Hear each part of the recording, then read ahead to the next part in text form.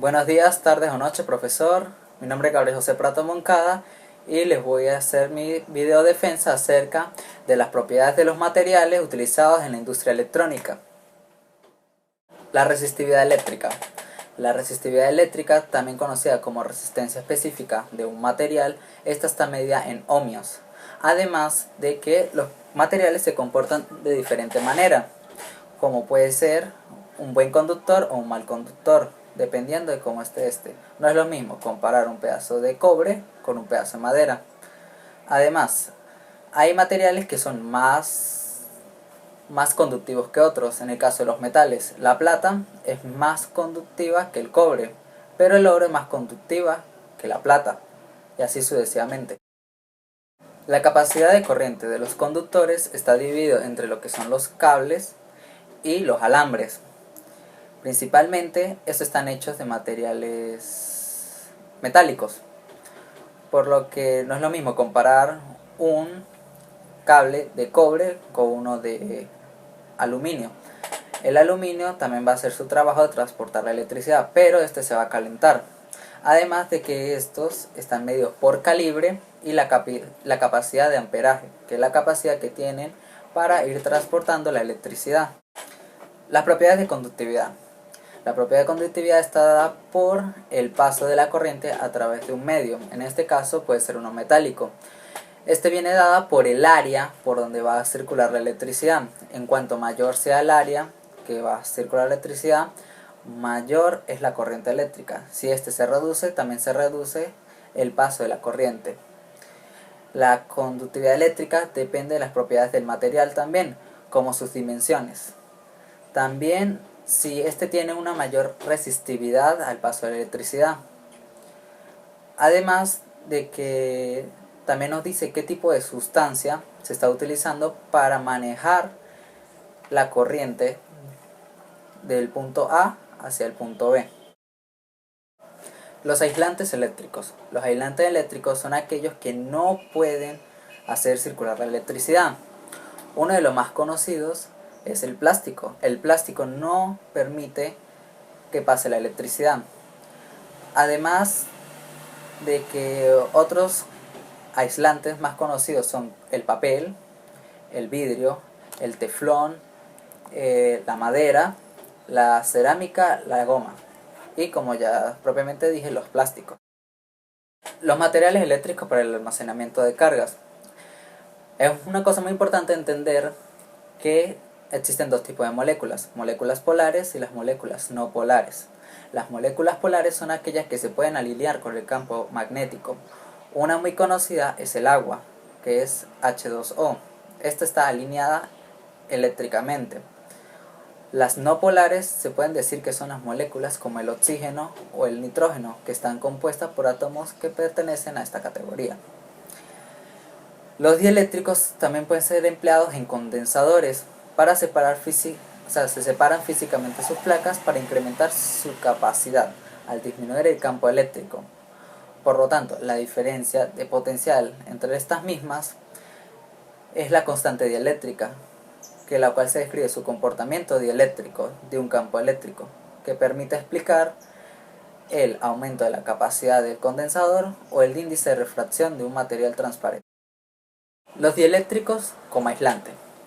Hay que tener en cuenta que se le denomina dieléctrico a los materiales que no producen la electricidad, pero pueden ser utilizados como aislante, pero también como conductor.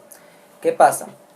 Cuando a un material que es dieléctrico se le suministra poca carga, este no va a hacer función de conductor, pero si se le aplica una carga superior y sobrepasa el campo de ruptura, este ya va a funcionar como un conductor. Y ahora va a ser nombrado como un dieléctrico. El magnetismo. Cuando hablamos del magnetismo o la energía magnética, nos referimos a uno de los componentes de la radiación electromagnética, junto a la electricidad, que se manifiesta a través de fuerzas de atracción o repulsión, o lo que conocemos como el polo positivo o el polo negativo. La mayoría de los imanes son dipolos magnéticos, que están dopados de un polo positivo y uno negativo. Cada uno de estos polos ejerce una fuerza sobre los otros imanes. O metales ferromagnéticos. Los metales ferromagnéticos más conocidos son el hierro, el níquel, el cobalto y algunas de sus aleaciones. Son particularmente propensos a los imanes, a la fuerza electromagnética. Algunos de ellos pueden ser de origen natural como otros de origen artificial. Un ejemplo de esto son los electroimanes. En las propiedades del magnetismo encontramos lo que es un fenómeno físico, el cual está en mayor o menor medida dependiendo del material. Si este hace una gran fuerza de atracción o una gran fuerza de repulsión. Algunos de los materiales con mayor fuerza de atracción son los metálicos y algunos que ni siquiera se inmutan podría ser la madera. Las propiedades eléctricas. En las propiedades eléctricas tenemos lo que es la resistividad eléctrica, que es la oposición al paso de electricidad a través de un medio, o la conductividad eléctrica, que es todo lo contrario, es el paso de la electricidad a través de un medio. Los principales materiales magnéticos utilizados en la práctica. Hay muchos materiales que son utilizados, pero mayormente son el hierro, el cobalto, el níquel, el bismuto, el germanio, el grafito, además de los gases nobles. Estos son muy importantes, ya que ellos están dopados con 8 electrones, una cantidad justa y necesaria. El magnesio también es una muy importante, la ferrita, este tiende mucho a lo que es los campos electromagnéticos, el acero y entre otros varios. Los semiconductores. Los semiconductores son aquellos materiales que se pueden oponer al paso de la electricidad o puede hacer que este fluya normal. Uno de los semiconductores más conocidos y utilizados a nivel mundial es el silicio, ya que también puede ser utilizado como aislante o como conductor. Otro semiconductor también usado es el germanio, además del selenio. Las propiedades térmicas de los materiales están relacionadas al calor. Una de ellas es la conductividad térmica, que representa que un cuerpo permita la transmisión de calor a través de él. El calor específico es la cantidad de energía necesaria para calorificar y elevar en 1 grado la temperatura del material. La dilatación es el aumento del tamaño, la longitud o el volumen de un material por experimentar alto calor. La fusibilidad es la facilidad de la que un material puede fundirse a elevadas temperaturas. Las propiedades ópticas. En los materiales podemos encontrar el espectro electromagnético. En el caso de la luz, a través de los fotones. Podemos encontrar de que si un material refleja toda la luz que entra, este va a ser blanco, pero en el caso de que absorba todos los colores, este va a ser negro. En esto podemos encontrar lo que es la refracción y la reflexión de la luz, que es el cambio de cómo entra a un material la luz y sale. La luminiscencia, que es la cantidad de luz que va a transmitir, además de la fluorescencia, que es la capacidad de algunos materiales de emitir luz y a veces sin ser cargados.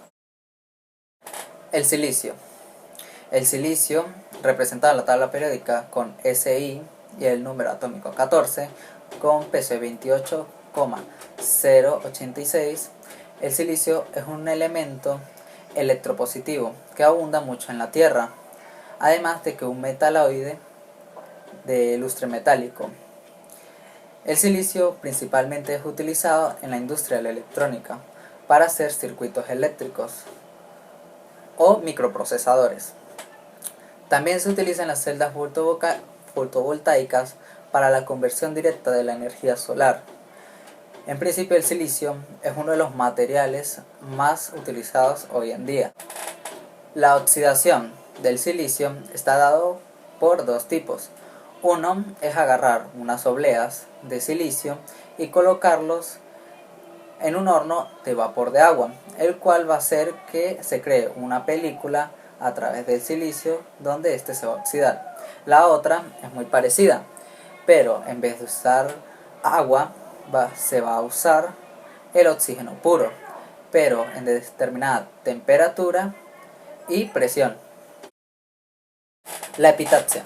La epitaxia es el crecimiento ordenado de una capa monocristalina que mantiene una relación definida con respecto al sustrato cristalino inferior. Es una utilidad de crecimiento de epitaxia fabricación de capas de semiconductoras de calidad. Para muchas aplicaciones de la oblea es únicamente de soporte mecánico.